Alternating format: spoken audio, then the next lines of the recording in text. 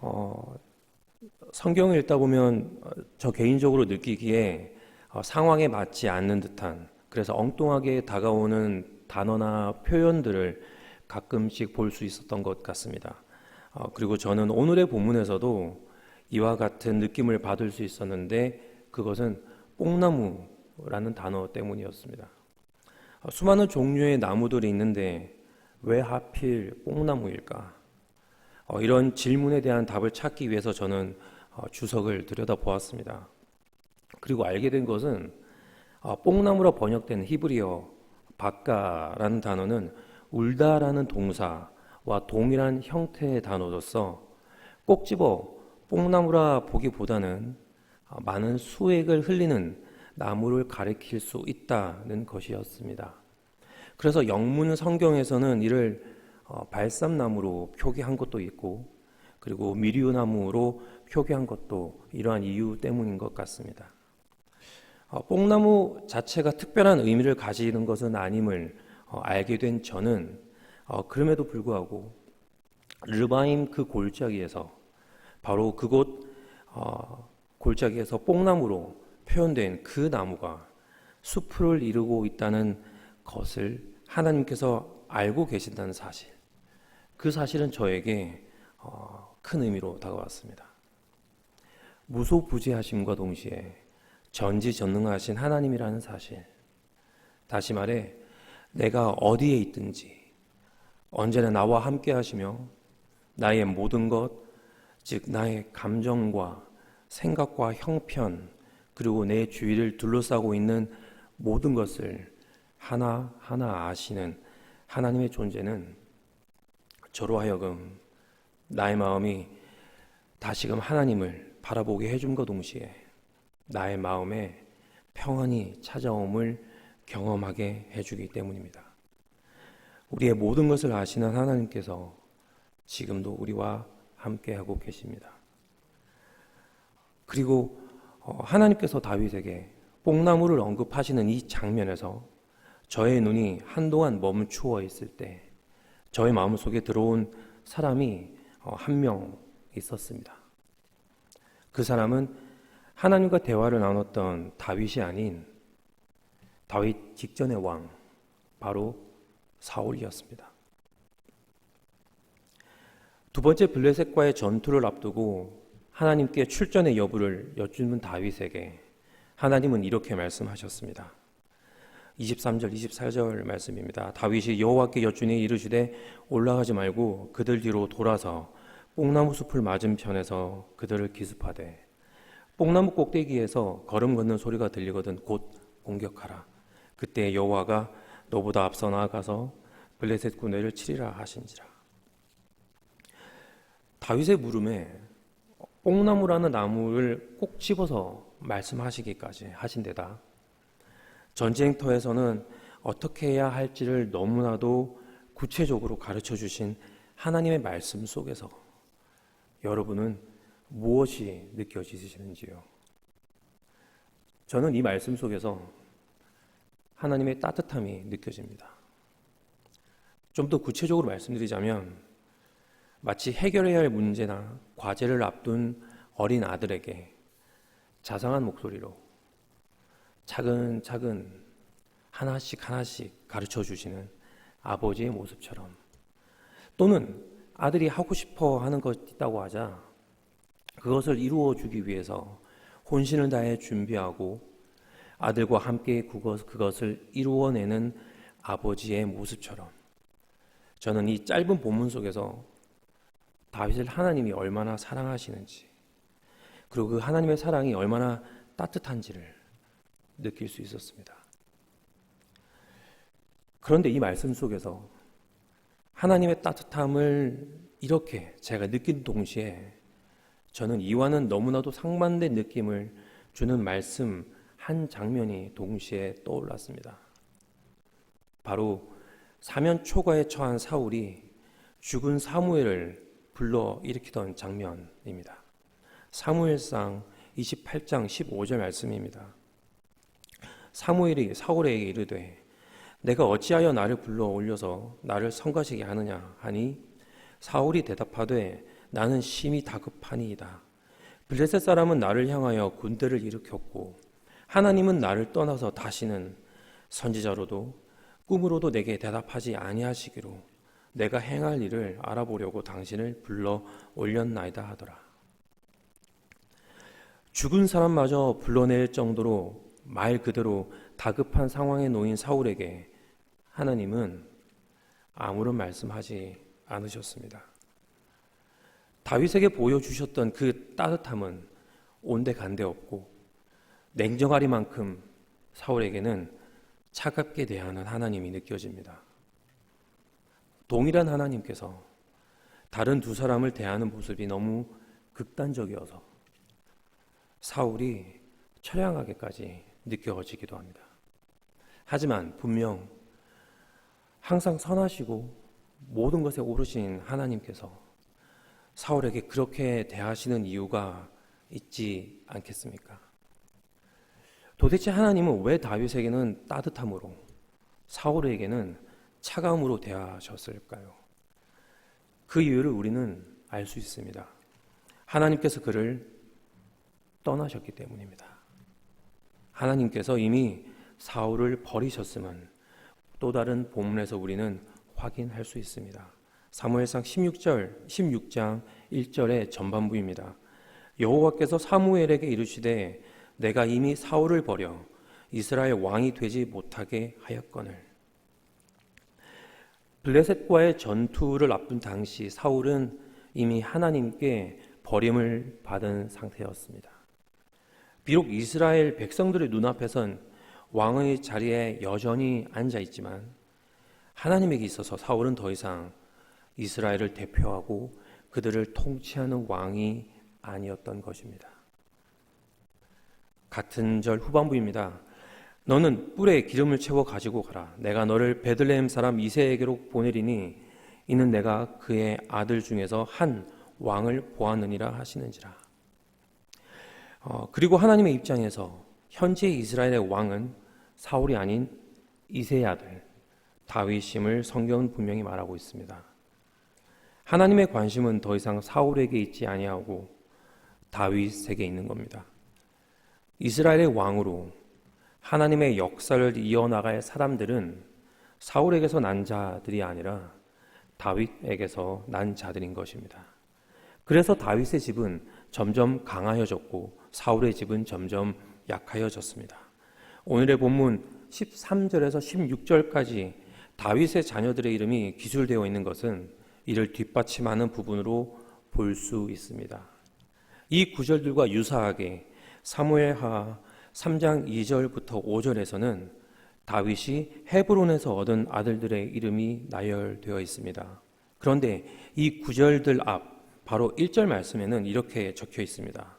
사울의 집과 다윗의 집 사이에 전쟁이 오래매 다윗은 점점 강하여 가고 사울의 집은 점점 약하여 가니라. 그리고 바로 이어 다윗의 아들들의 이름이 이 말씀에 따라 이어지는데 이는 점점 강해져가는 다윗의 집이라는 사실을 증거하고자 쓰여진 것이라 볼 수 있을 것입니다. 이처럼 오늘의 본문에 기록된 다윗의 자녀들의 이름들 또한 다윗의 왕권이 더욱 공고해져가는, 그래서 하나님께서는 분명하게 다윗을 왕으로 세우셨고 그를 왕으로 인정하고 계심을 확인할 수 있는 부분임을 우리는 알 수 있습니다.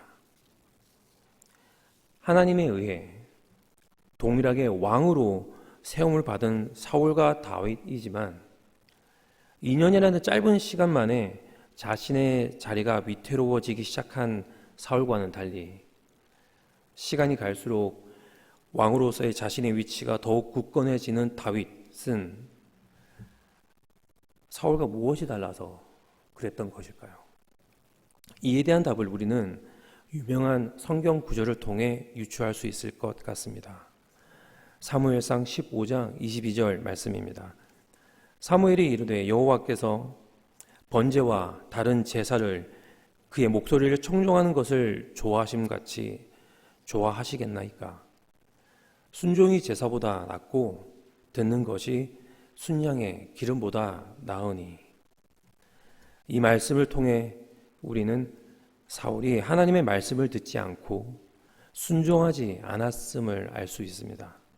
그는 하나님의 말씀보다 자신의 마음에 따라, 자신의 소견에 따라 결정하고 행동했으며, 이것이 더 이상 그가 이스라엘의 왕으로 있을 수 없게 만든 주된 원인이라 볼 수 있는 것입니다. 왕으로서 갖추어야 할 자격으로서 하나님이 설정해 놓으신 것은 바로 순종인 것입니다. 왕은 순종을 하기가 참으로 힘든 자리이기 때문이 아닐까 싶기도 합니다. 하나님의 말씀에 순종하지 않았던 사울과는 달리 다윗은 어떻습니까? 시편 51편 6절 말씀에서 보소서 주께서는 중심이 진실함을 원하시오니 내게 지혜를 지혜를 은밀히 가르치시리이다. 사람의 중심을 보시는 하나님이심을 다윗은 알고 있었으며, 자신의 뜻대로 행하지 않을 수 있도록 다윗은 하나님의 지혜를 구하였습니다. 지혜를 구한다는 것은 그 지혜의 가르침대로 행하겠다는 의지를 분명히 전제할 것입니다. 다윗에게 있어서 하나님과 그분의 말씀에 대한 순종이 그 마음의 중심에 분명히 자리하고 있음을 우리는 그의 고백에서 확인할 수 있습니다. 이처럼 사울과 다윗은 달랐습니다. 둘 다 왕으로 부르심을 받았지만 사울은 순종하지 않았고 다윗은 순종하였습니다. 그리고 이곳에 있는 우리들 또한 왕으로 부르심을 받았습니다. 창세기 1장 28절 말씀입니다. 하나님이 그들에게 복을 주시며 하나님이 그들에게 이르시되 생육하고 번성하여 땅이 충만하라. 땅을 정복하라. 바다의 물고기와 하늘의 새와 땅에 움직이는 모든 생물을 다스리라 하시니라. 이 구절에서 등장하는 정복하라, 다스리라고 하는 행위는 어떤 신분의 사람을 떠올리게 하는지요? 저는 왕이 떠오릅니다. 하나님께서는 우리를 왕으로 부르셨습니다. 요즘 표현을 빌리자면 하나님을 대신하여 이 땅에서 하나님의 나라를 세워나갈 하나님의 대리 통치자로 우리를 부르셨습니다. 그래서 우리는 누가 시키지 않아도 정복하고 다스리기를 좋아하고 그러하기를 위해서 수고하고 노력합니다. 그런데 문제는 아시는 것처럼 이와 같은 우리의 노력과 수고가 하나님의 나라를 위한 것이 아닌 자신의 나라를 위한 것이라는 데 있습니다. 아담 이래로 타락한 우리는 왜곡된 왕 노릇을 해오고 있습니다. 그 왜곡의 출발점은 자신이 진짜 왕이라고 여기는 믿음입니다. 그래서 우리는 더욱 순종이 어렵습니다. 타인의 말에 귀를 기울이기보다는 내가 원하는 대로, 내가 믿는 대로 결정하고 행동합니다. 순종은 우리의 삶과는 동떨어진 영역처럼 보입니다. 이렇게 보면 우리는 사울과 다윗 중 어느 왕과 더 닮은 존재일까요? 아마 사울 왕이라고 말씀하실 수 있으시겠지만 우리는 다윗 왕에 좀 더 가까운 사람들이라고 저는 말씀드리고 싶습니다. 왜냐하면 순종을 잘 해서가 아니라 새로운 하루를 시작하는 지금 이 순간 우리가 이 자리에 나와 있기 때문입니다. 좀 더 구체적으로 말씀드리자면 우리는 하나님의 은혜를 구하고자 그리고 하나님의 말씀대로 살고자 하는 마음으로 이 자리에 나와 있기 때문입니다. 우리는 순종하려고 합니다. 하지만 그 온전하고 완벽한 순종 과연 언제나 가능할까요? 그 훌륭한 다윗조차 이루어내지 못했던 것이 바로 온전한 순종입니다. 저 개인적으로는 제가 제 자신을 봤을 때 제 삶에서 그러한 순종을 찾아보기가 완벽하게 불가능할 것 같습니다. 왜냐하면 저는 타고난 죄인이기 때문입니다. 저는 죄를 지어서 죄인이 아니라 본래부터 죄인이라 죄를 지을 수밖에 없는 존재이기 때문입니다. 저 자신이 죄인이라는 것은 이 세상에서 절대 없어지지 않을, 지워지지 않을 저의 정체성이기 때문입니다. 그래서 오늘 아침 순종의 삶을 살아야지, 내 자아를 죽여야지 다짐하며 하루를 시작하지만 그 다짐을 무색하게 만들 정도로 내 마음과 내 감정대로 살았던 날들이 수도 없이 많았던 것이 아니라 매일매일이었기 때문입니다. 그런데 중요한 것은 이렇듯 형편없어 보이는 우리들의 삶의 모습에도 불구하고 하나님은 사울처럼 왕 같은 당신의 자녀의 신분에서 결코 우리를 버리지 않으신다는 것입니다. 다윗이 천벌을 받을 만큼의 극악한 죄를 지었음에도 불구하고 그를 용납하고 품어주신 것은 그러함에도 그가 하나님을 그 마음의 중심에 두고자 했기 때문 아니겠습니까? 다윗도 우리도 죄인이기에 죄를 짓는 것은 한순간에 일어나는 일일 것입니다. 너무나도 쉽고 자연스럽습니다. 하지만 그럼에도 불구하고 우리가 하나님께 버림을 받지 않는 것은 우리의 죄인됨 그 자체를 품어주신 하나님의 사랑 때문이며 그 사랑으로 변화되어지기 시작한 우리가 오늘도 넘어질 확률 99.9%임에도 불구하고 하나님의 말씀대로 살고자 예수님의 사랑을 경험하고 전하고자 성령님을 마음에 모시고 이 자리에 나온 우리들의 마음이 살아있기 때문일 것입니다. 그리고 이것이 하나님 보시기에 좋은 마음, 우리의 어설프고 연약하지만 순수한 순종 아니겠습니까? 오늘 우리는 전쟁 같은 하루를 새롭게 시작합니다.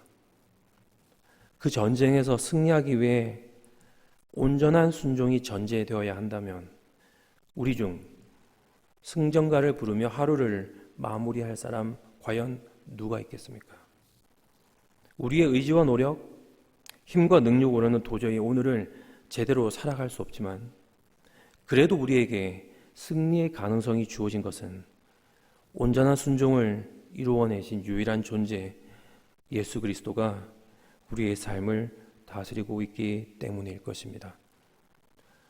뽕나무가 있고 이렇게 하면 내가 너희보다 먼저 가서 적을 물리칠 것이라고 말씀하시기까지 다윗이 승리하길 원하셨던 하나님이 바로 우리의 하나님이시며 우리는 너무나도 사랑하셔서 예수 그리스도를 이 땅에 보내신 분이 하나님이십니다.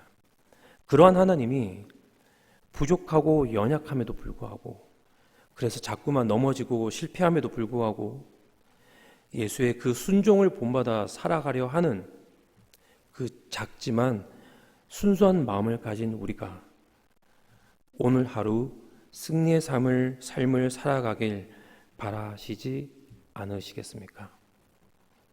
그러한 하나님을 온전히 신뢰하고 의지함으로 오늘을 시작하는 그래서 오늘의 전쟁에 앞장서시는 하나님을 경험하는 하루를 보내게 되는 하늘이 모든 형제 자매님들 되시길 예수님의 이름으로 축원합니다.